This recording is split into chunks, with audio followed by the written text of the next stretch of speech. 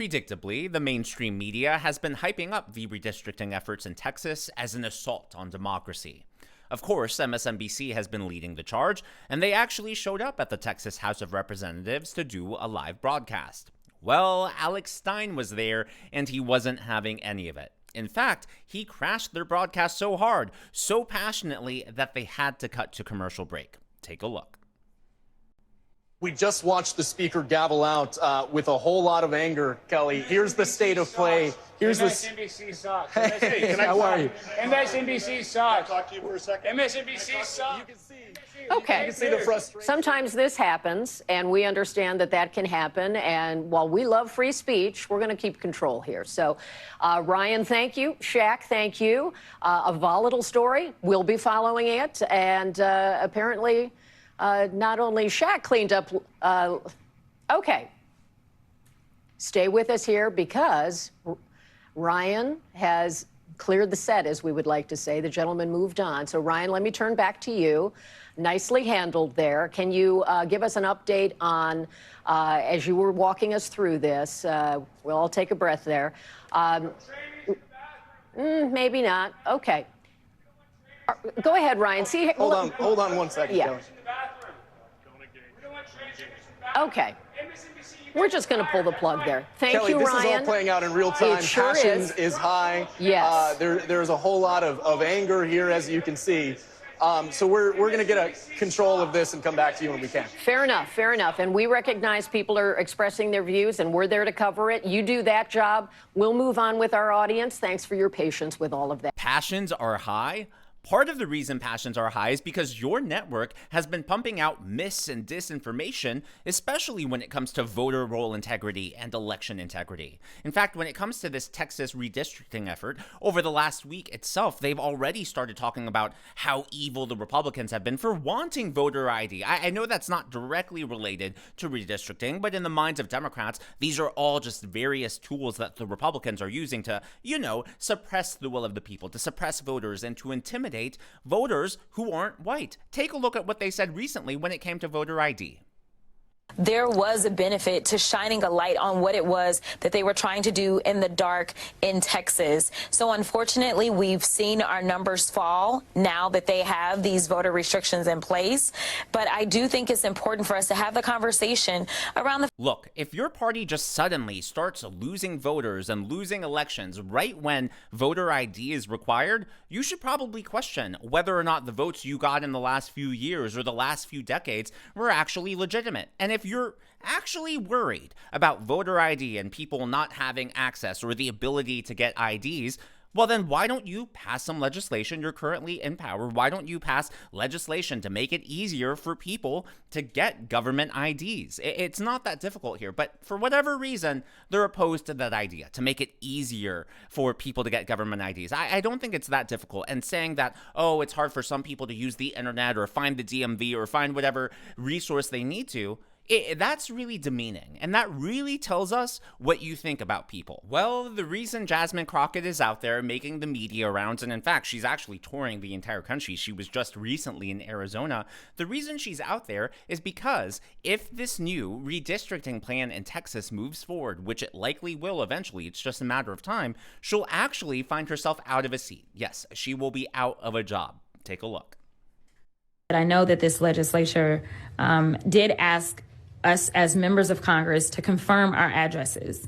I don't know how many of us actually still reside in the districts that we represent. I do not currently reside in my district based upon the plan that has been drawn, which is another red flag, in addition to courts consistently looking at how many people have been moved. You want to talk about red flags? Let's talk about red flags. Let's take a look at the current district map in Texas. Specifically, I'd like to zoom in on District 35. You can see it begins in Austin and stretches all the way to San Antonio.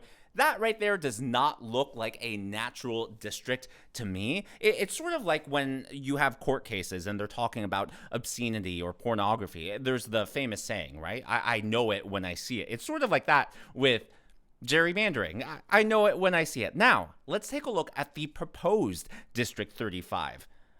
Nice and even. It looks, No funny business there. And of course, the Democrats can scream all they want about this redistricting going on in Texas. As I've covered in the previous videos, number one, they're doing it by the rule book. They're doing it as the state constitution. And yes, the United States Constitution allows, but it's not as if Democrat states haven't done redistricting and gerrymandering to put things into their favor. The most recent example is California. And of course, California, by the way, in their new map, they took away essentially 2 safe Republican seats. And right now, Republicans really only win 11 out of 52 seats in the state of California, which is crazy because Republicans in the popular vote in California generally win 40% of the vote.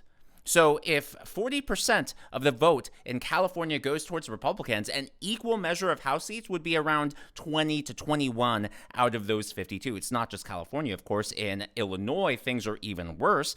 Republicans only have 3 out of 17 seats, which really stands out when Republicans regularly win around 46% of the vote in Illinois. If things were equitable, which the Democrats like to use that word a lot, if things were actually fair, they would have around 7 to 8 seats in Illinois in any given cycle. So they can cry all they want about Texas doing it, but hey, Texas is doing it by the rule book. And even if you don't like gerrymandering, even if you wish gerrymandering went away, if one side does it, if the Democrats do it, you can bet that the Republicans are also going to use it. Well, Jasmine Crockett is clearly losing her mind over all of this, as evidenced by her cable news appearances and her speeches around the country, where she's calling President Trump an orange orangutan and a wannabe Hitler.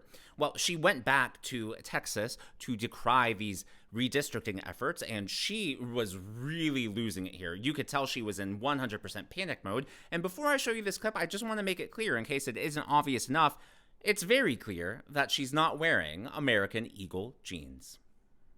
I don't think that it's an accident that Donald Trump picked up the phone, called down to Texas, told Abbott what he was going to do, and like a small, ridiculous child, he just fell in order. I don't think any of that was an accident. But what I can tell you is that we will not be an accident. We, the people of Texas, will be very intentional about making sure that they hear us, about making sure that we call them out for what they're doing. This is racist, what they are doing. Let me hear you. That is coming up with policies that will help all people, no matter what their ethnic background. They have decided, never mind, we want to dilute the voices of Black and brown. Well, I got news for you. In this state, the majority is Black, brown, and Asian.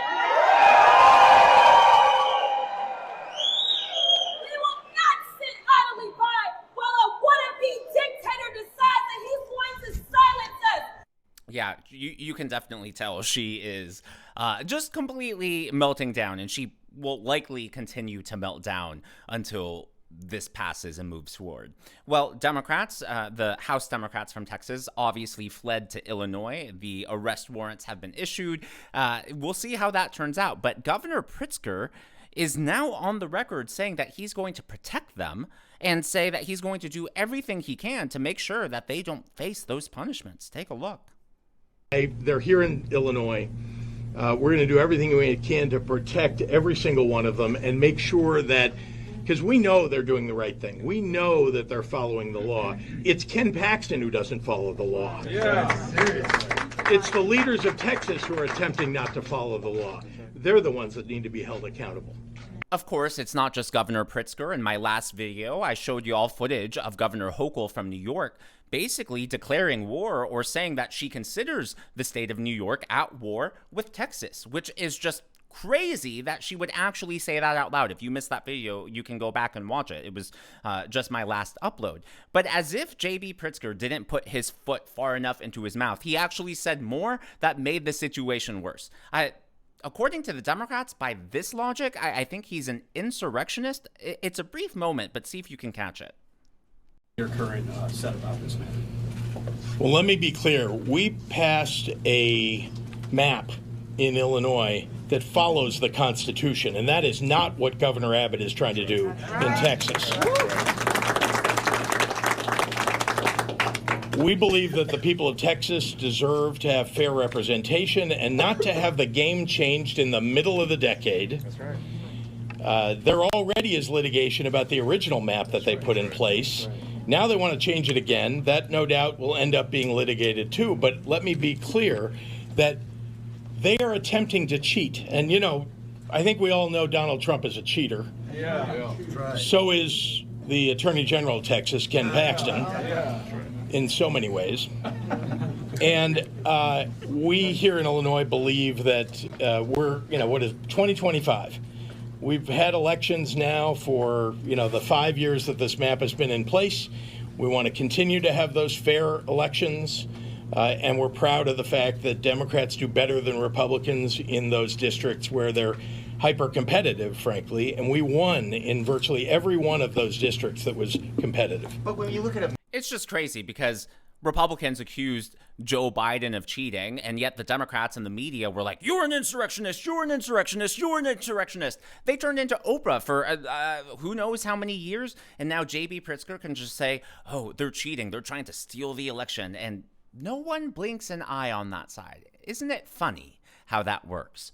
As always, though, all of that is just my analysis and commentary. That is what's going on in the world of politics from my point of view, and I would love to hear from you. So a few videos ago, I asked everyone's thoughts on gerrymandering, and the general consensus, we don't like it. But even though we don't like it, if one side is going to do it, then both sides are going to take advantage of the tools that are available, right? You'd be a fool not to. But that leads to a secondary question. What is the solution? Do you think that there's a way to actually draw a map that people can agree on based on a set of criteria, whether it's mathematical, population density? Like, how do we fix this so it's not swinging back and forth and lines aren't getting redrawn to favor one political party or another? Do you think there actually is a method to be able to do that? Or do you think gerrymandering is just something we're going to have to live with forever? Let me know your thoughts on that down in the comments below. If you haven't already, please be sure to leave me a thumbs up. I know it's a simple thing to ask for, but it really does help me reach more viewers like you in the algorithm. Be sure to smash that subscribe button and to check out one of these videos.